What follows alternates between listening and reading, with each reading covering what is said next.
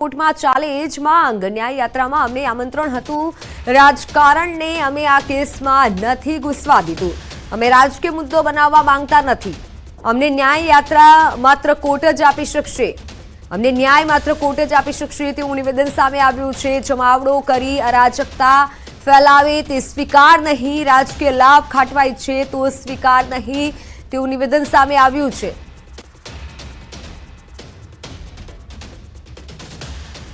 सरकार तमने 5.5 વર્ષથી ન્યાય અપાવવામાં નિષ્ફળ ગઈ છે। બીજી બાજુ વિપક્ષ એટલે કે કોંગ્રેસની ન્યાય યાત્રા ગુજરાત તરફ આવી રહી છે। તમને લોકોને આમંત્રણ આપવામાં આવ્યું છે, તેને લઈને શું કહેશો? ચોક્કસ એ લોકોને બી અમને આમંત્રણ હતું કે ન્યાય યાત્રામાં જોડાવ, પણ જ્યારથી અમારો કેસ આ ઘટના બની ત્યારથી અમે કોઈપણ રાજકારણને અમે અમારા કેસમાં ઘૂસવા નથી દીધું। રાજકીય મુદ્દો અમે કોઈ પણ બનવા માગતા નથી। અમારે ફક્ત ન્યાય જોઈએ છે અને ન્યાય ફક્ત કોર્ટ આપી શકશે। બહારથી કાયદાકીય રીતે કોઈ પણ રીતે તમે જો કોઈ હેલ્પ કરવા માગતા હો તો મોસ્ટ વેલકમ। અત્યાર સુધી ઘણા ખરા લોકોએ અમારી મદદ પણ કરી છે, સ્થાનિક નેતાઓએ મદદ કરી છે, સ્થાનિક કાઉન્સિલરોએ પણ મદદ કરી છે, નગરસેવકોએ પણ મદદ કરી છે। કેસ એવો સંવેદનશીલ હતો કે બધાની સહાનુભૂતિ હોય જ, તો એવા લોકોને અમે મોસ્ટ વેલકમ કરીએ છીએ। પણ બહારથી આવી રીતે કોઈ પણ જમાવડો કરીને અરાજકતા ફેલાવીને રાજકીય લાભ ખાટવા જો કોઈ ઈચ્છતું હોય તો અમે એ લોકોને એન્ટ્રી થવા દેવા માગતા નથી। બિલકુલ રાજકારણને નથી પ્રવેશ કરવા દેતા। અન્ય વાલી છે, આપણે એમની સાથે વાત કરીશું કે શું કેવું છે આપનું નામ?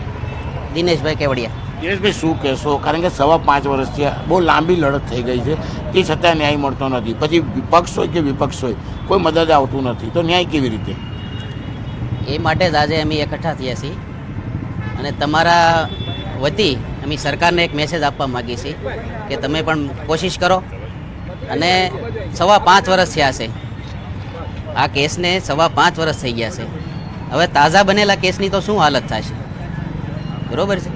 છતાંય કોઈ અમને કોઈ આશા ન્યાયની દેખાતી નથી। એની માટે અમે સરકારને અપીલ કરવા ભેગા થયા છીએ। તમારા વતી અમે સરકારને મેસેજ આપવા માગીએ છીએ કે ફાસ્ટ ટ્રેક કોર્ટ ચલાવવામાં અમે સરકારને સીના પ્રતિનિધિને મળ્યા હતા, એણે કીધું અમે અરજી નાખી હતી પણ અમારી અરજી રિજેક્ટ થઈ છે।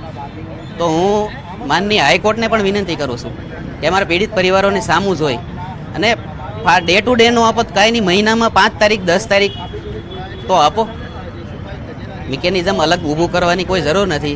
દર મહિને 10 દિવસ તો કેસ ચલાવી શકો કે નહીં, તો એ કરાવો, તેથી અમારો જલ્દી કેસ પતી જાય અને અમને ન્યાય મળી જાય, તો અમારો રઝળપાટ અમારો બંધ થઈ જાય।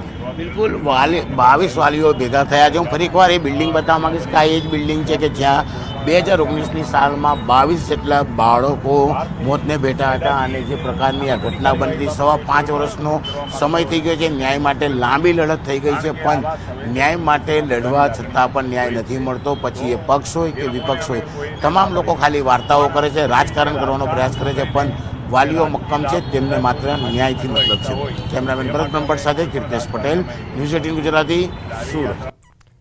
તો અમદાવાદમાંથી ભિક્ષા માંગતો બાંગ્લાદેશી ઝડપાયો છે। નરોડા પાટિયા પાસેથી બાંગ્લાદેશી નાગરિક ઝડપાયો છે।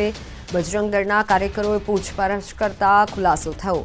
નરોડા પોલીસે ભિક્ષુક અંગે તપાસ હાથ ધરી છે।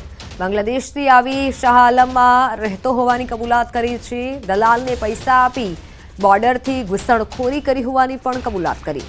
ફક્ત 3000 રૂપિયામાં ગેરકાયદે ઘૂસી હોવાનો દાવો કરાયો છે।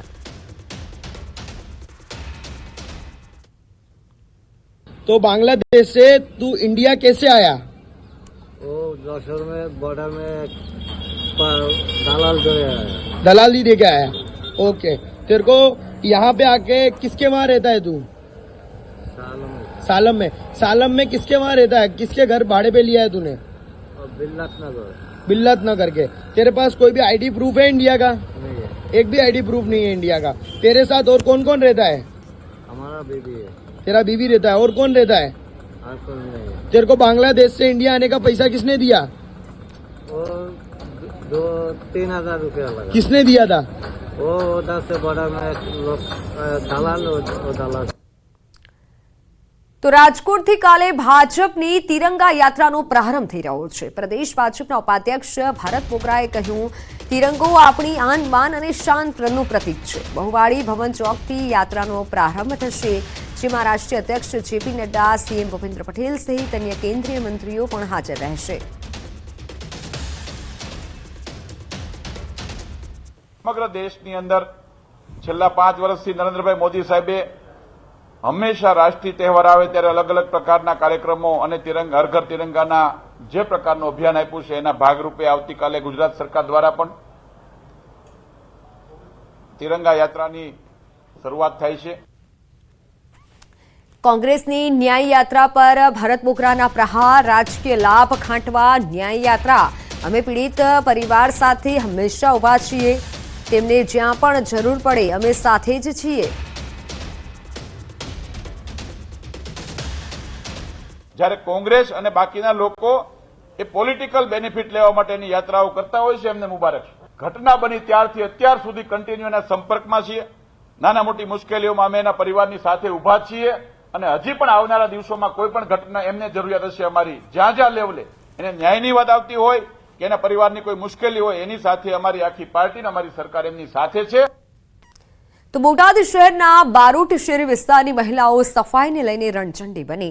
પાલિકાના સફાઈ કર્મીઓ વિસ્તારમાં છેલ્લા 10 દિવસથી કચરો એકત્ર કરવા કે સફાઈ કરવા પણ ન આવતા હોવાની ફરિયાદ ઉઠી, જેને લઈને રોષે ભરાયેલી મહિલાઓએ 4 રસ્તા પર કચરો ફેંકી વિરોધ કર્યો.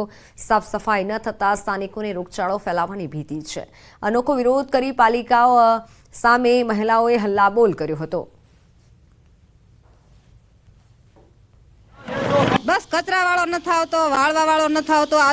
આ રોગચાળો છે, વરસાદ આવે છે, બહુ રોગચાળો થાય એટલે અમે કચરો લઈને ઊભા છીએ, ટાવર રોડે નાખીને આવ્યા.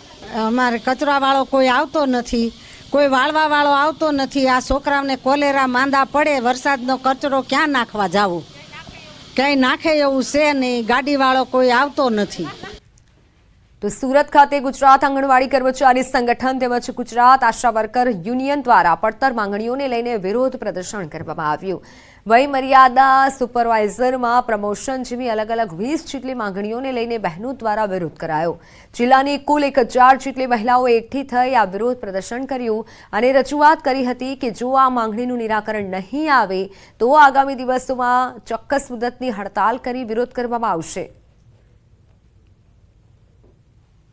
આજે કલેક્ટર ઓફિસ में हमारी બહુ બધી માંગણીઓ છે. વય મર્યાદા હોય કે પગાર વધારા, ખાસ કરીને પગાર વધારાની માંગણી છે. 2018 થી કેન્દ્ર સરકારથી 1 રૂપિયાનો પણ વધારો નહીં થયો.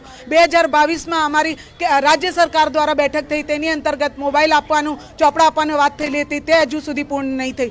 તમારે સરકારશ્રીને એ આવેદન છે કે તમે નારી વંદન, નારી સશક્તિકરણની એટલી મોટી મોટી વાતો કરો તો એની અંતર્ગત તમે નારીઓને ધ્યાન તો આપી નહીં રહ્યા. અગાઉ જો નહીં ધ્યાનમાં લેશે તો અમે આ ચોક્કસ મુદ્દતની હડતાલમાં ઉતરવાના છે. તો બનાસકાંઠાના પાલનપુર નજીક ઓઇલ મિલનું બોઇલર ફાટ્યું છે. જગાણા નજીક ઇસુદુ ઓઇલ મિલનું બોઇલર ફાટ્યું. જે ઘટના સામે આવી, બોઇલર ફાટતા 4 લોકો ઘાયલ થયા હતા. ઇજાગ્રસ્તોમાં 3ની હાલત ગંભીર છે. ઇજાગ્રસ્તોને સારવાર અર્થે હોસ્પિટલ ખસેડાયા છે. મિલમાં બોઇલર ફાટતા અફરાતફરી મચી હતી.